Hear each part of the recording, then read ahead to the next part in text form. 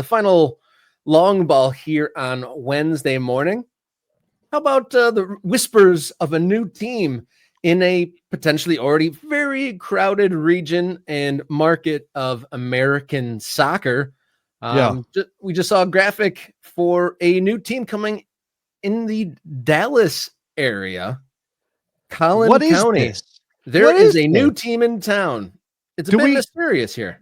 Do we know? Yeah. So you said that you were tipped off to this by the owner of Oakland County, that club that you work for, the USL 2 club that you work for up there in Michigan. And I had not heard of this. This is Collin County, Texas. So this is all that's up there on their Instagram right now. I think this is their total presence. Am I wrong about that? Is this their total presence? Just their Instagram account, Pro Soccer Collin County, one post, which is just it says here's a new team in town. I didn't pull the post, but you can kind of see it there. 99 followers as of this morning. Like, this is very, very recent. And then there's a Google Doc. There's a link to a Google Doc, which is a fan survey. I clicked it. It's a fan survey. So they're trying to get some demographic information on the people who might be interested in this.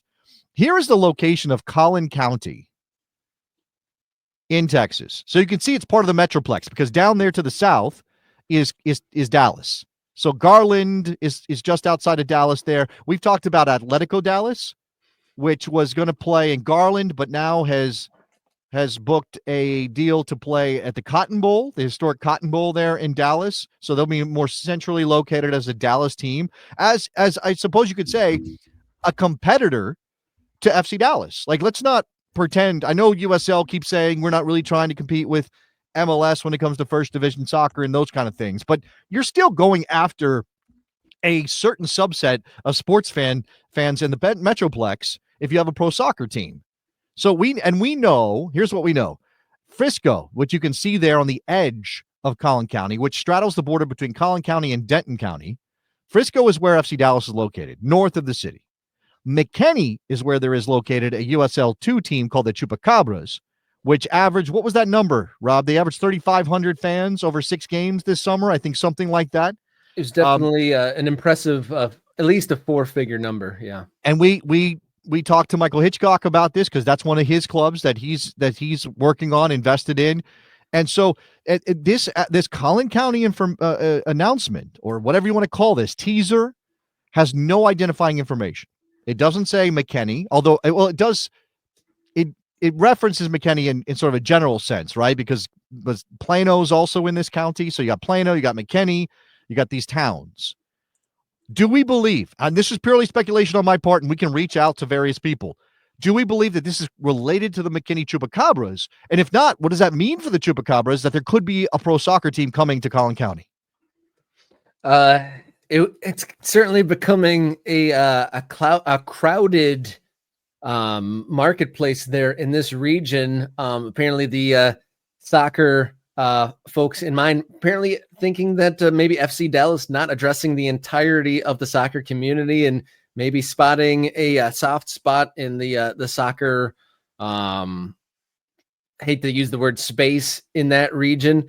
Atlético Dallas starting in 2027, but this trying to beat Atlético Dallas to the punch by the look of it, saying kicking off in 2026.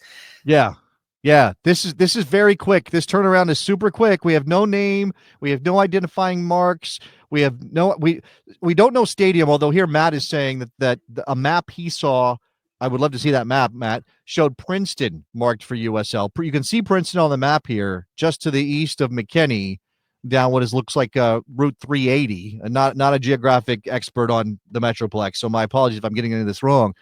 And as far as I can tell, I mean, where would they play? Maybe Matt knows. Where would they play? There's a high school football stadium in Princeton, Texas. As you could imagine, it's Texas. It looks like a pretty standard high school football stadium. Would that be a proper place for pro soccer, and at what level? Again, like, are we talking about, is this an MLS NEXT Pro independent team, or is it a USL 1 team?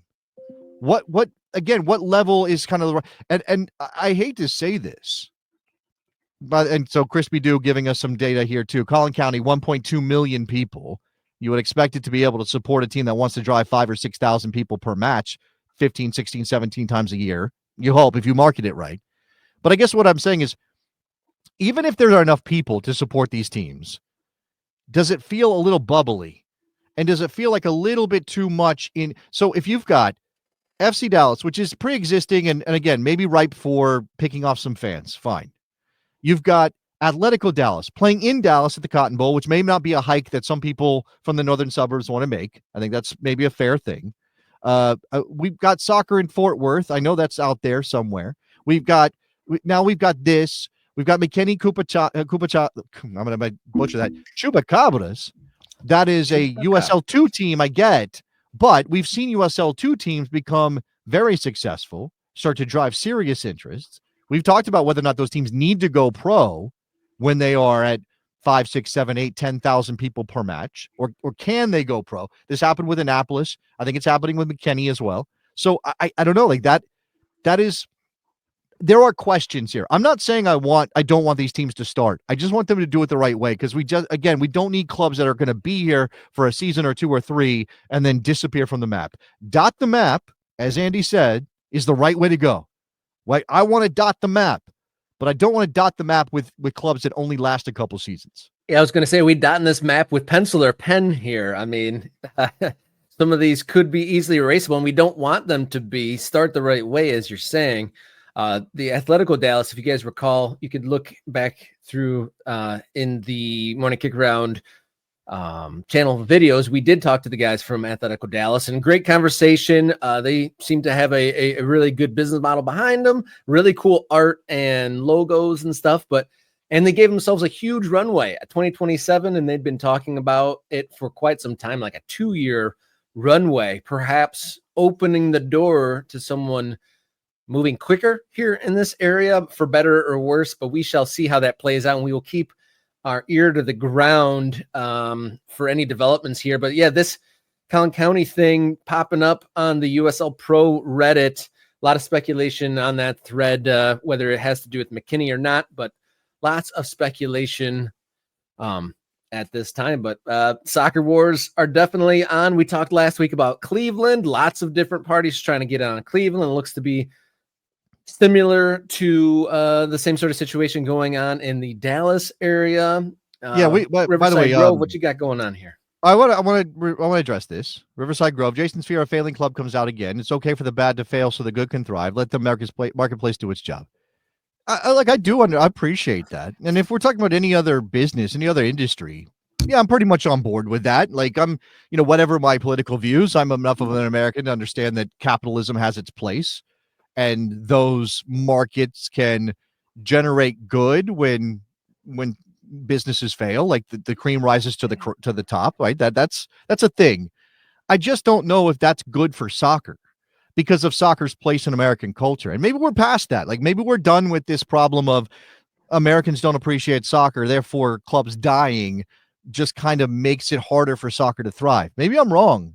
Or maybe I have some PTSD from 20 years ago when I started doing this job. And, they talk about Cleveland. Like, at one point in my life, I was like, you know what I'm going to do? I'm going to become a Cleveland Stars fan, because that seems like a cool thing. Do the Cleveland Stars exist, Rob? They don't exist. I'm not aware of them at this point. Yeah, it's just that kind of thing. If you live through clubs coming and going, it starts to become a question. And I'm sticking around because I'm a soccer fan. But it does create, a cynicism I don't think is healthy. That's all I'm saying. So there it is. Thank you for the comment, though, Riverside. All right. In the meantime, while we see this develop, we'll get you a comfort blanket so that your fear of clubs dying is abated in the meantime, Mr. Davis. But before we move on to the big question of the day, if you're watching this and haven't hit subscribe yet, do so now. It doesn't cost you a darn thing. Helps us out tremendously on the program to grow.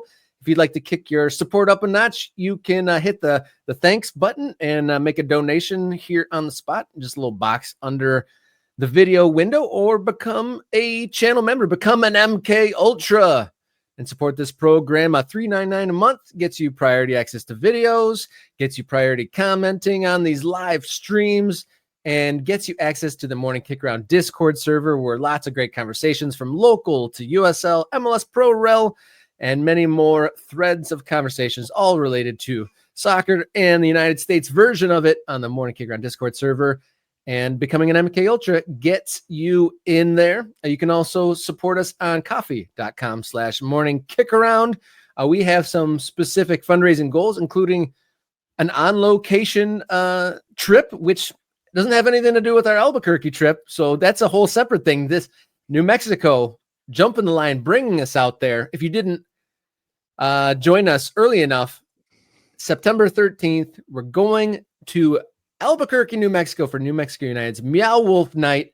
We're going to be out there doing a whole pregame show, going to spend the weekend out doing some great stuff. Myself, Jason Davis, will be joined by the owner of the club, and we'll be welcoming all sorts of guests from, people in the costume contest for Meow Wolf. Hopefully we'll get the creator of Meow Wolf or a representative of that and get kind of some deep down insights into what Meow Wolf does, and what the connection to New Mexico United is, and hopefully have a whole lot of fun. So join us there.